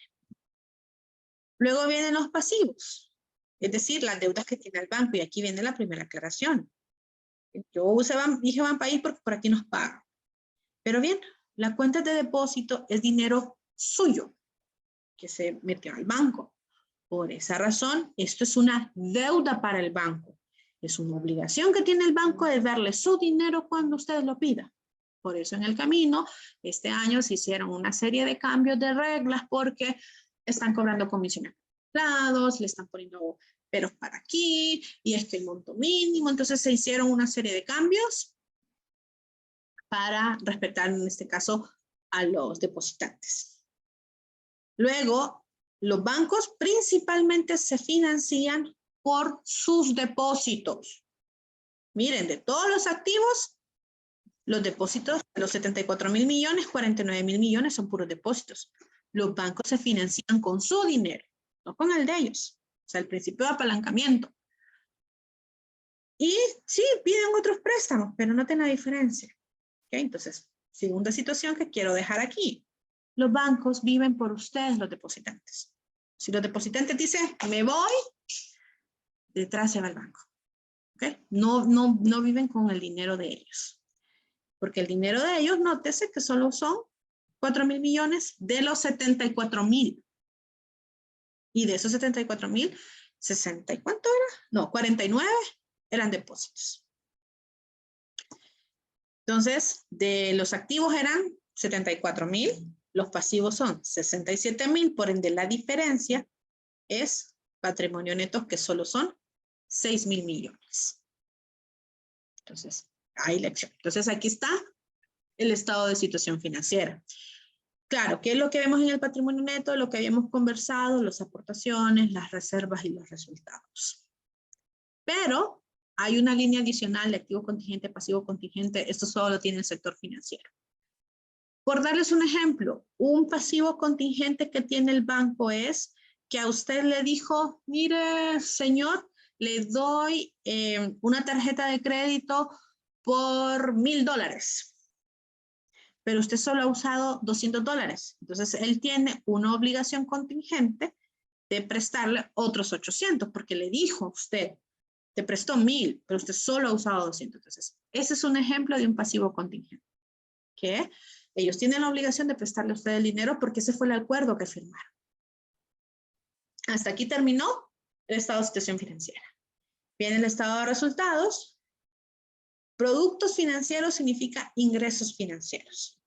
Y gastos, pues está de más decir. Entonces, ganaron 5,000 millones por trámite financiero y gastaron 3,000 millones en ese mismo término.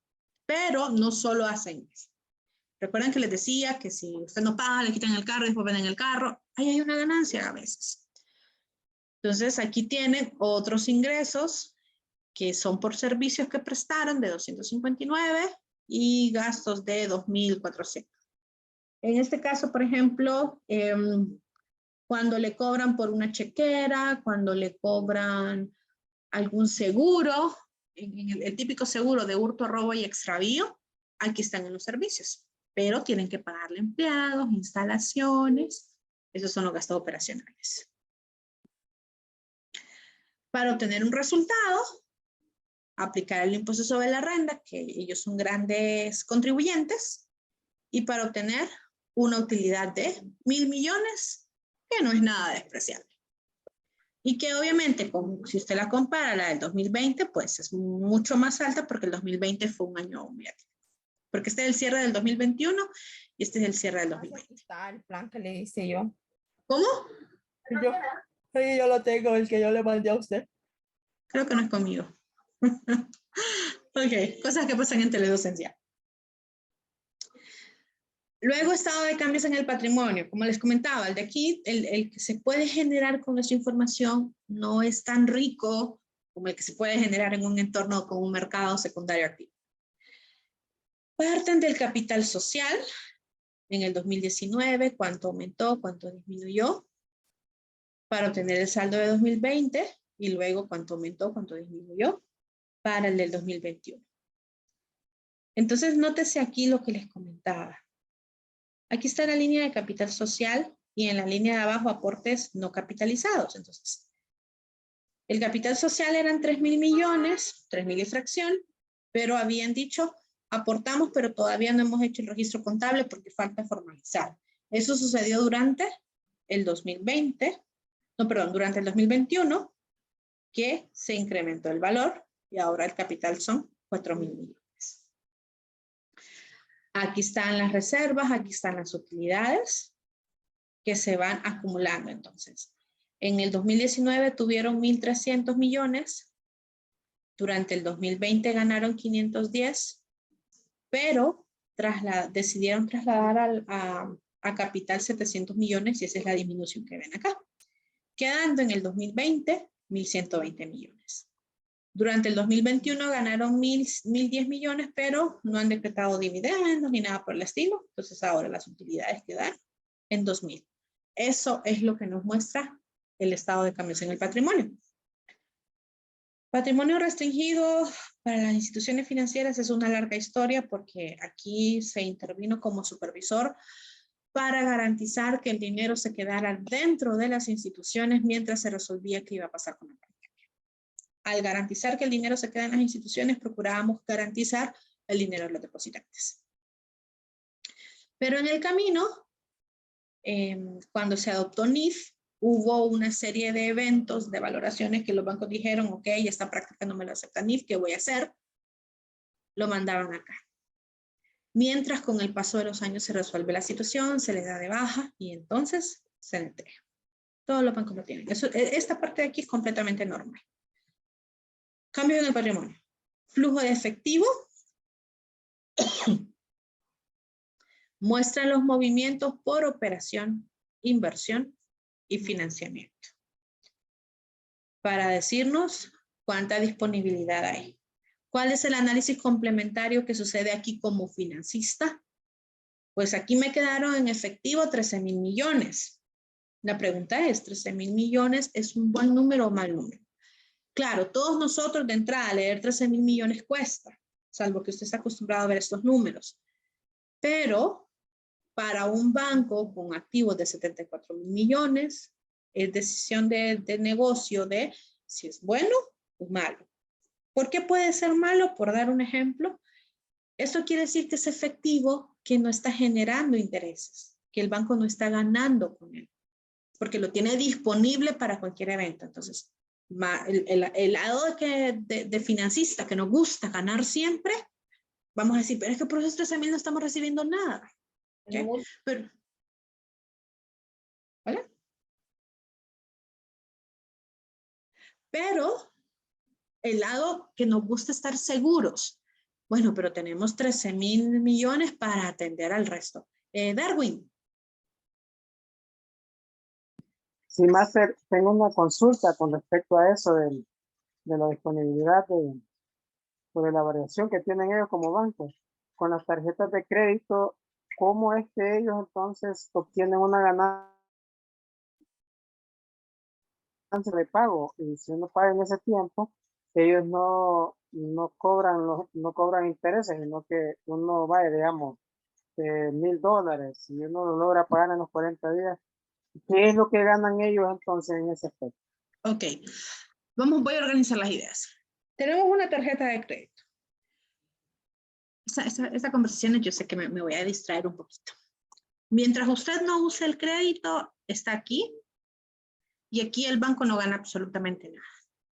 Cuando usted raya su tarjetita, ese contingente se viene para acá, a préstamos. Entonces la tarjeta tiene varias fechas. Tiene el ciclo de corte y tiene el ciclo de pago. Dependiendo de cuál sea la negociación del banco, son cortos o largos. Usted tiene entre corte y corte para usar. Pero entre corte y pago, usted tiene que pagar el corte anterior. Si usted es de las personas que le dicen, mira, hago corte el 20 de cada mes y tenés para pagarme hasta el 30 de cada mes. Lo que consumiste del 20 del mes 1 al 20 del mes 2, tenés que pagarlo el 30 del mes 2. Si usted paga todo de contado, en teoría el banco no gana nada porque no pagó intereses, perdón, porque usted no pagó intereses porque pagó en tiempo. En teoría, con usted no ganó nada. Y si ganó, lo que ganó es el ingreso por el seguro de cobertura de deuda, el seguro de hurto, robo y extravío, que son como los 2 seguros que automáticamente van en cada tarjeta. Pero, ¿qué es lo que sí ganó, pero que no lo ganó de su bolsa? Cada vez que usted rayó la tarjeta, que usted fue por un café, rayó la tarjeta. Fue a poner gasolina, rayó la tarjeta. Fue al supermercado, le rayó la tarjeta. Y en el camino eso le generó puntos a usted. Esos puntos son un gasto para el banco. Pero ¿qué pasó? El banco al café, al supermercado y a la gasolinera le cobra porque le prestó el POS para que usted pasara la tarjeta. Entonces, el banco no ganó de su bolsa, pero hizo negocio con el resto. Entonces, por ejemplo, esa es una manera. Entonces, el dinero plástico genera negocio porque genera otras actividades transversales. Adicionalmente, ¿quién ganó ahí? Digamos el supermercado y el café. ¿Quién ganó ahí adicionalmente sin que usted se dé cuenta? El SAR. Hace un par de años, el SAR sacó una ley que ha sido el mejor golazo de la historia para retención de impuestos. Y dijo, bueno, grandes contribuyentes, traducción, bancos, grandes contribuyentes, ustedes son agentes retenedores del impuesto sobre la renta. Y bancos, ustedes tienen la obligación de retener el impuesto sobre ventas de todas las operaciones realizadas con dinero plástico, o sea, tarjeta de débito, tarjeta de crédito. Y me lo tienen que enterar a mí, porque es mucho más fácil decirle a 15 bancos, pásenme el dinero, que llamar a los 8 millones de contribuyentes que usamos la tarjeta.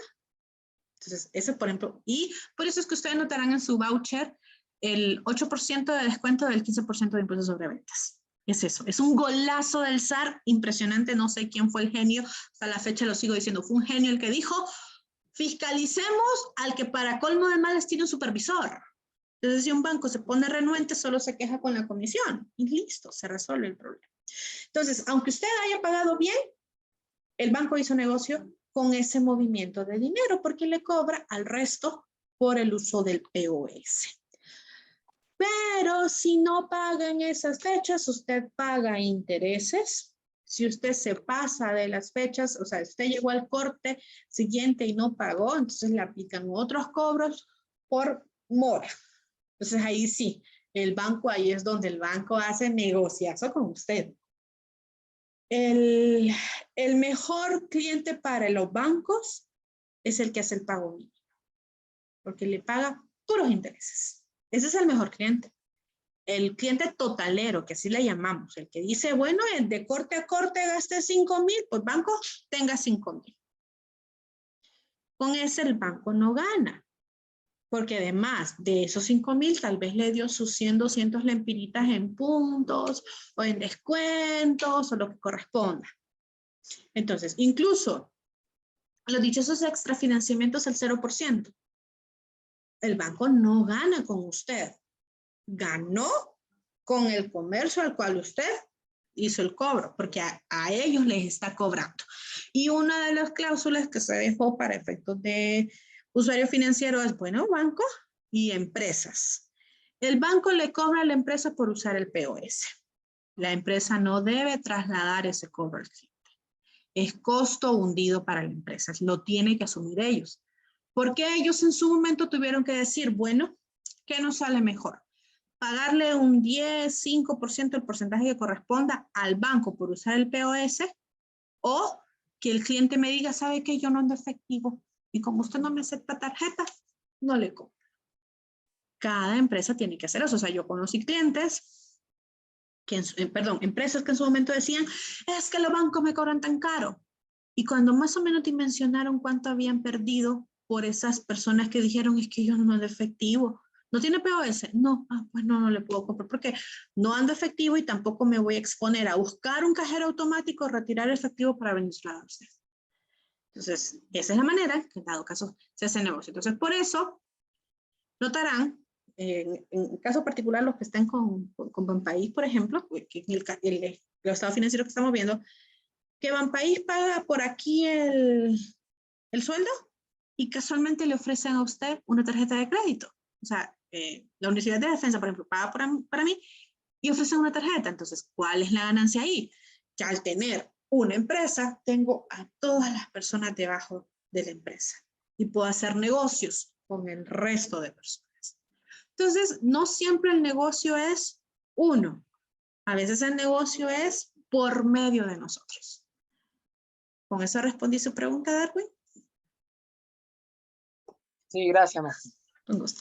Bien, ahora sí, para finalizar, después del flujo de efectivo, que en este caso decíamos 13,000 millones, puede que sea buena, puede que sea mano, dependiendo de dónde esté. Estoy en la página 10, entonces empiezan a contarme las políticas, empiezan a decirme cómo se calculan, empiezan a contarme peculiaridades de cada cuenta. Y todo lo que estoy pasando ahorita así, rapidito, son puras notas.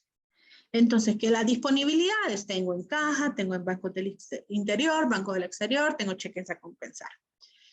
Inversiones, pues mire, las tengo estructuradas de esta manera, pero también dónde están registradas.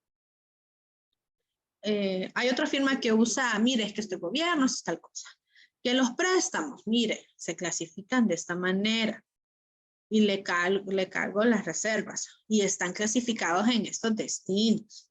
Y le comento cómo son las concentraciones y cómo son las categorías. Categoría 1 es bueno, categoría 5 es malo. Y si ya no tiene categoría, sino que aparece castigado, eso es terrible.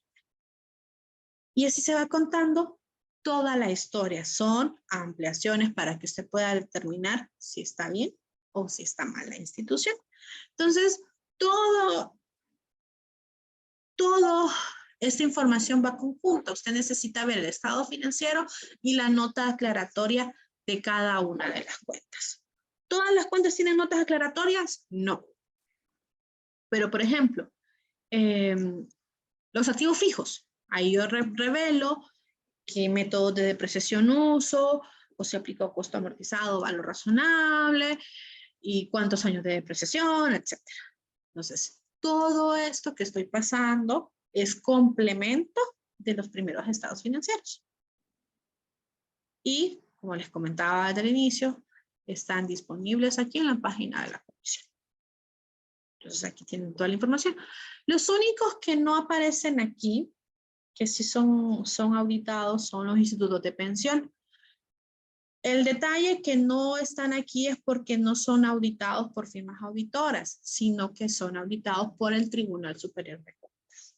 Por esas situaciones que no aparecen aquí, aunque soy de las primeras que yo digo, yo quiero ver cómo está en Jupen. Y bueno, en el caso de varios de ustedes, quiero ver cómo está el IPM, quiero saber cómo está el IMPREMA, quiero saber cómo está el IMPREUNA o el Seguro Social, que es como el que todos los que estamos en el sector privado después resulta que vamos al Seguro Social. Entonces, esto fue marco conceptual. Esto solo fue conocimiento estándar previo a la parte técnica. Yo creí, la verdad, que iba a salir mucho más antes, pero me dilaté. ¿Cómo estamos? Muy interesante hoy la clase. Ay, gracias, Gloria. Me emocioné mucho. Espero que sí sigan interesantes las siguientes. ¿Okay? Ya veo que no pierde el banco. Yo pensé que perdía conmigo, pero ya veo que no. No, sí, o sea, lastimosamente, como los casinos, la casa siempre gana.